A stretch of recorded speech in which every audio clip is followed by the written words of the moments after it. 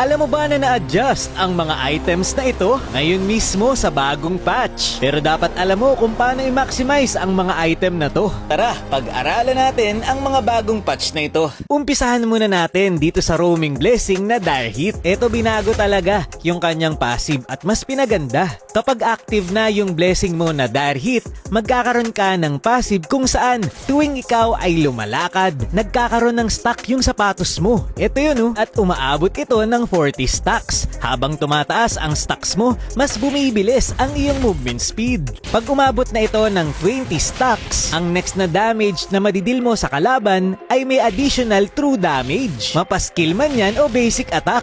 Eto, tignan nyo. Nag-skill ako sa kalaban at nagkaroon ng 300 true damage. Gagana na agad yung Dire Hit basta 20 na yung stacks nito. Pero nakadepende sa dami ng stacks nito kung gaano magiging kalakas yung additional damage. Pero yun nga, dahil lalakad-lakad ka lang naman, ang dali lang paabutin ng 40 stacks to. Mas mabilis kang lumakad, mas mabilis din mapupuno ang stacks ng Dire Hit mo. Solid to para sa mga hero na mabilis ang movement speed tapos mahilig mang-poke ng kalaban. Kagaya ni Khalid. Ganun din kay Hilda, yung skill 1 niyan may movement speed.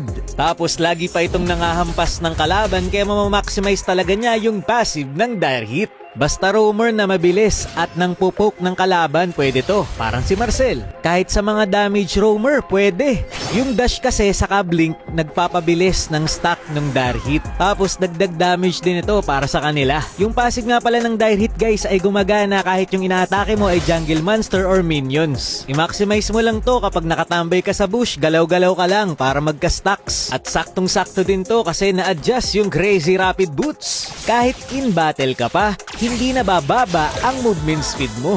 Pero kung dati 65 ang naibibigay nitong movement speed, ngayon ay 55 na lang. Pero mas mabilis pa rin ito kumpara sa ibang boots kasi yung iba 40% movement speed. Pero yun nga, pwede mong pagsamahin yung rapid boots na may Dire Hit na blessing. Kasi parehas itong nagbibigay ng movement speed.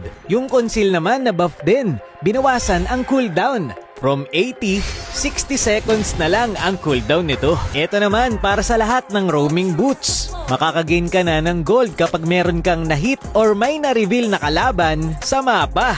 Kagaya dito, ako yung unang nakakita sa Odette, nagkaroon ako ng gold, tapos nung hinit ko siya, nagkaroon ulit ako ng gold. So kahit ano pang sapatos mo, magagawa mo na yan. So malaking bagay ito sa mga roamer na kayang magbigay ng vision at makapoke ng kalaban.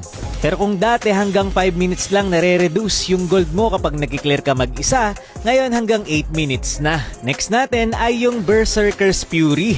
Ang ganda ng buff dito guys. Kasi tuwing mag-crit ang basic attack mo, magdidil ka na ng additional true damage. Yung true damage na nabibigay nito ay nakadepende sa laki ng damage mo. The more na mas malakas ang damage ng basic attack mo, malaki rin ang bigay na true damage ng Berserker's Fury. Ang ganda nito guys kasi tatagos ka na dun sa mga makukunat kahit naka-crit build ka. Pero binawasan nila yung attributes nito na physical attack at crit damage. Ang mga pinakamakikinabang dito sa Berserker's Fury ay yung mga hero na mataas talaga yung crit chance, kagaya ni Leslie. Kada basic attack mo gamit yung passive, gagana agad yung Berserker's Fury kasi laging nagkikrit yung passive ni Leslie. Ganon din si Ling, may passive kasi siya na tumataas yung kanyang crit chance kapag siya ay nagkaka-item. Kaya lagi niyang magagamit yung passive ng Berserker's Fury.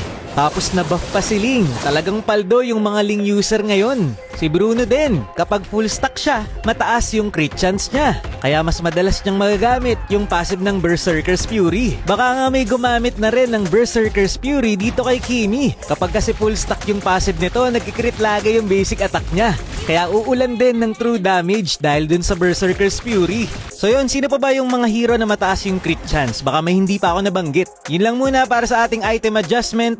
Maraming salamat sa panonood and to God be the glory.